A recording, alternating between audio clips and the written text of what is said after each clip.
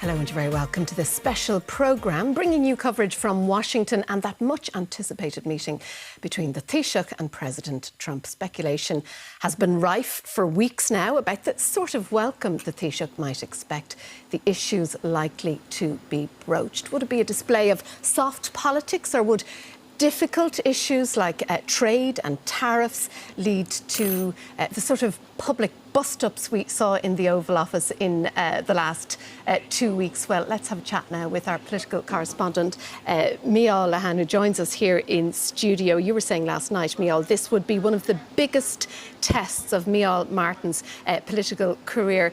In the end, I wonder, did he get a look in? It looked very much like the Trump show. It was the Trump show. I think he passed. I think in sporting terms, it was a case of letting the opposition have the ball and try and catch him on the counter-attack. He played that pretty well. There were awkward moments along the way, but he seemed to come through them. I suppose one particularly awkward moment is when the housing crisis here is raised. Donald Trump said a lack of housing is a good thing. Micheál Martin says that's a good answer. But of course, he did come back later and say housing was his number one priority. But by and large, you had Donald Trump giving out a central message, really, that he does want to balance things up with Ireland, particularly when it comes to the pharmaceutical companies that are based here. Praise for Ireland for essentially snaring them to come and stay here. But at the same time, he said he wants to change that. But equally pointing out that he wouldn't want to hurt Ireland and that he wouldn't drain every company out of here. But he did want balance. Of course, he does continue to draw that distinction, which isn't a real distinction between Ireland and the EU, and that somehow he can do something in his battle with the EU that won't damage Ireland. And the interesting thing, the tone there, Trump was resolute. Some of the things he said, we will take back our wealth, but very little by way of rancour and bitterness there, thankfully.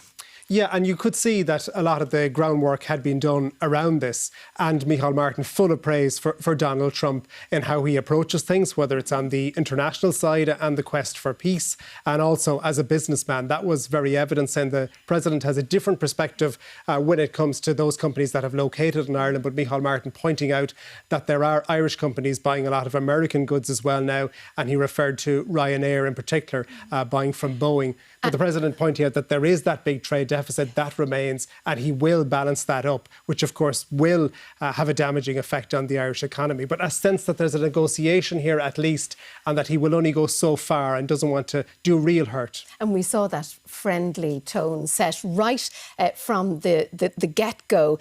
And here's a clip that we have of the Taoiseach praising President Trump and his first 100 days in office.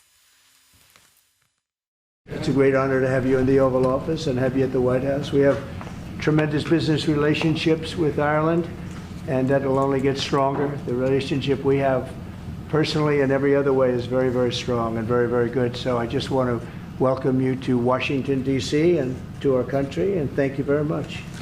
May I thank you, President. It's a great honour for me to be here to celebrate St. Patrick's with you. Right. And I thank you for your hospitality and the warmth of your reception. And I commend you in terms of the work that you're doing, particularly in terms of the pursuit of peace, which we discussed earlier. And I think that's going well. And you really have, in the first sort of 100 days of this government, you've done some extraordinary things very quickly. Everybody's watching in that respect. So thank you. Delighted to be here. It's an honour to be here. Well, it's a great honour to have you, and special people, very special people. I know a lot of Irish, and growing up in New York, I know a couple of your people that used to live in that beautiful Ireland, and now they're here, but they love your country very much. You know, they have a great feeling toward your country. They have, and a lot come back for holidays and stuff like that, and checking out their family ancestry and things like that. You know. Great, fantastic people. Some go to Doonbeg as well. Yeah. And we love Doonbeg. I love them. I don't know if I'll ever see it again. Maybe I won't, but we would like I think to come I back will. And see it. We'll get there. We're going to get there. It's a beautiful place. No surprise, Doonbeg coming up. Micheál, the Taoiseach hitting all the points that he set out to hit. But I wonder, he really had to stick his elbows out quite a few times to actually get his spoke in, as it were.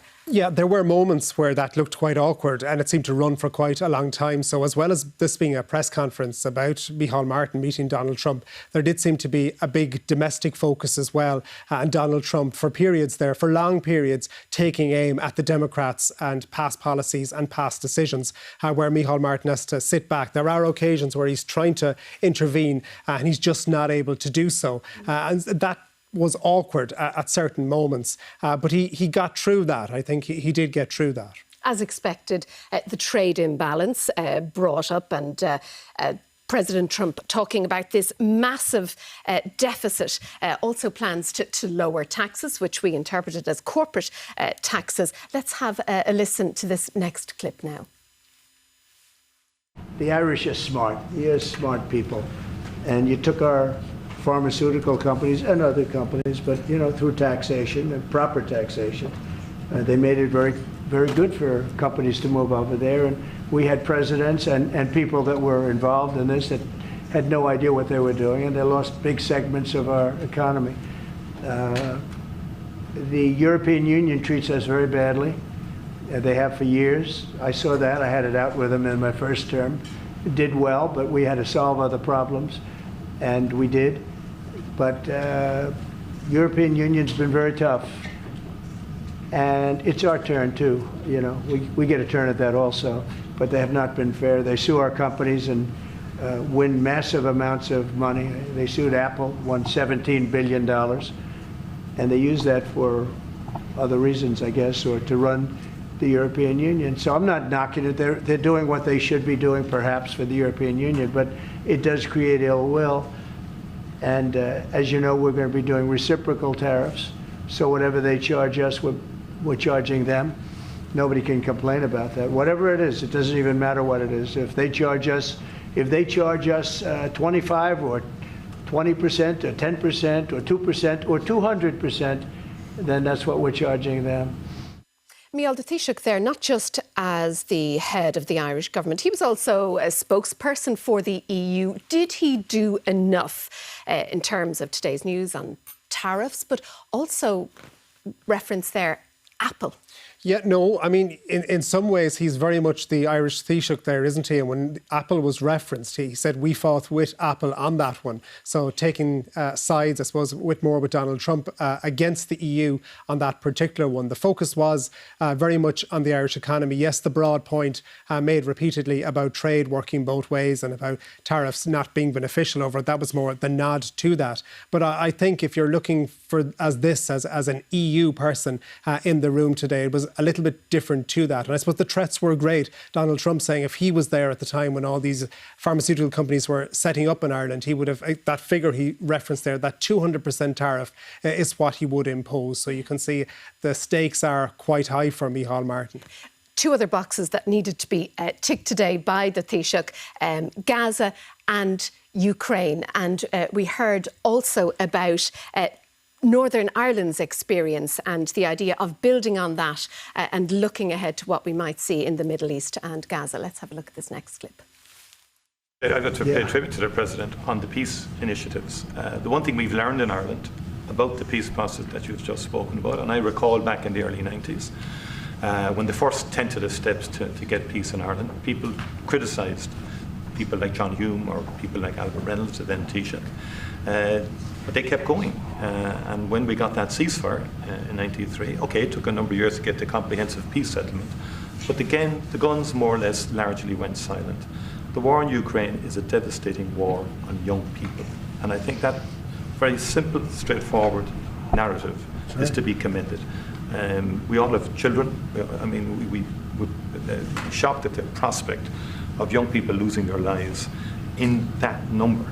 Be they Ukrainian, be they Russian, whatever. Anything we can do to stop the violence, I think, is an extremely positive day. And there will be all sorts of people having qualifications on it and all the rest of it. It's our job then to work on it and to try and build it, Europe, US and everything. Well, Gaza also mentioned this would prove tricky territory. We know the US, Israel's staunchest ally, meeting the Taoiseach, arguably, Micheál, one of Israel's staunchest critics. Let's hear this next clip now. I don't have to inform the President. He's very well clued into to the whole situation. We shared the President's, again, unrelenting focus on peace.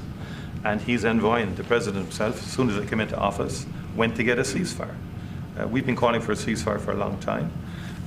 We want to consolidate the peace. That is our fundamental aim. We want the hostages out. I've been saying it from day one. It's a horrific thing to do, to take someone as a hostage.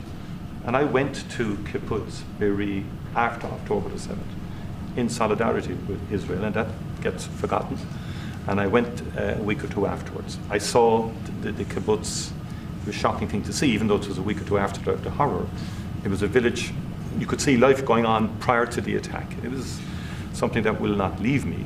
And I've been interested in the Middle East for a long, long time. It's complex, and it's all of that. But we do desperately need the hostages out, all of them. It's been far too long. Let me finish, please. And then we need a ceasefire. We need to consolidate that. We need a surge of humanitarian aid into Gaza. Because again, there's too many children and too many people starving, and so on. Just too many. And it's that humanitarian impulse is what motivates the Irish in respect of its views. And I've always been of the view, it's been our view that a two-state solution would be ideal. It's become much more challenging and difficult as time has moved on. But that has always been our position. But it's genuinely to have people, because we've gone through this. We discussed this prior to you coming in. We've been through some of this. People hating each other, terrible acts of violence carried out on each other. We came through it. It's our earnest hope that Arab and Jewish people can live side by side. And I've met with people, parents of children who were killed on both sides, called Parents Circle in Israel, and they work to try and bring people together. It's difficult work. But So a potential flashpoint deftly avoided there. Yeah, I think there will be some in the Dáil who will say that Micheál Martin should have gone further there, but he did make the point about two-state solution and that being a key part of Ireland's international policy, and he made that fairly strongly, but saying too that things have become more challenging. I suppose the overall point about consolidating the ceasefire is something he's been saying in the lead-up to the meeting, also along with the need for the release of all hostages and more humanitarian aid.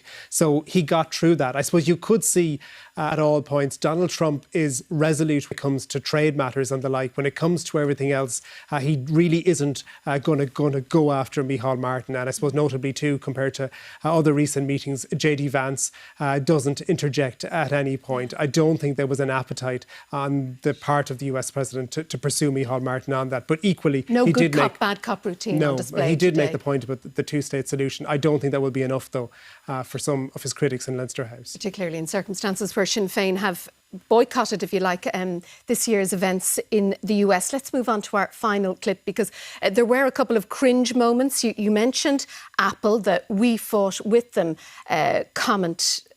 Micheál, you also mentioned that the housing quip, good answer, Taoiseach told President Trump.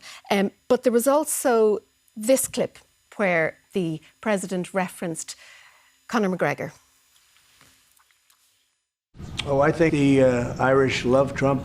We won the Irish with a tremendous amount of. I want to thank you very much. We won in the '80s with Irish. I got the Irish vote. I think I have it locked up pretty good, unless I did something very stupid, like drained your company, your wonderful place of all of its companies. If I drained Ireland of all of the companies, maybe I'd lose the Irish vote. I don't know. But right now, no. I love it. I've been there many times, as you know, yes. And we don't want to do anything to hurt Ireland. We want it, but we do want fairness, and he understands that. Who's your favorite Irish? Oh, there's so many. Are you kidding me? Well, I do happen to like your fighter. He's got the best tattoos I've ever seen. I don't know if I'm a big, but that. Boy, you have. Well, Conor's great, right? You know, talking about Conor, but you have a lot of great Irish fighters, actually. Great fighters. I don't know what that is, but Ireland's always had a lot of good fighters. You know why? Because they're tough people. They're smart people and they're passionate people, and they really have been over the years. So many. I think your father was a great fighter, right? He was, you did, wow. right. Wow, and yet look at you, you're so smooth and so. He was a very good defensive boxer. He could duck and he could weave. He was a really good. He was a good boxer, yeah. Right, He fought for Ireland, boxed for Ireland, and yeah. Boxed That some very means good genetically, I'm not going to mess around. Micheál, what's the I think there's a verdict? knowing reference there to his father being a defensive boxer, that this Micheál Martin was in a certain defensive pose for much of that, but got through it. The Conor McGregor moment is particularly awkward. Later on, there is a reference to another sporting figure, which is far more easier. He says he was playing golf with Rory McIlroy in recent times, the US president, saying. Another moment that's quite odd is when a question is asked about Rosie O'Donnell, of course, the actor from America and comedian as well, who has recently moved here as a direct result of Donald Trump being in the Oval Office. Micheál Martin doesn't seem to know who Rosie O'Donnell is when it's asked. It's a question that Donald Trump is enthusiastic about getting an answer. He gets through that. Whether he does or doesn't know who Rosie O'Donnell is, Micheál Martin sneaks through on that one. All right, so in a word, at the end of this, will he be breathing a sigh of relief, or will he be kicking himself about missed opportunities then? No, I think it will be a sigh of relief overall that the tone was good. There is a warning there. There is a serious negotiation on the way. And again, it's not clear at all how Donald Trump can go to war with the EU and not damage Ireland. Very good. Micheál, and thank you. That's our lot on this programme. Plenty more analysis and reaction coming up on 6-1 News in just an hour's time. Have a very good evening.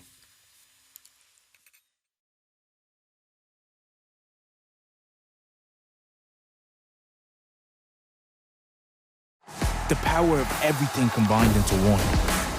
It all adds up. Listen to the roar! Sit back and suck it in. Now, let's make it count.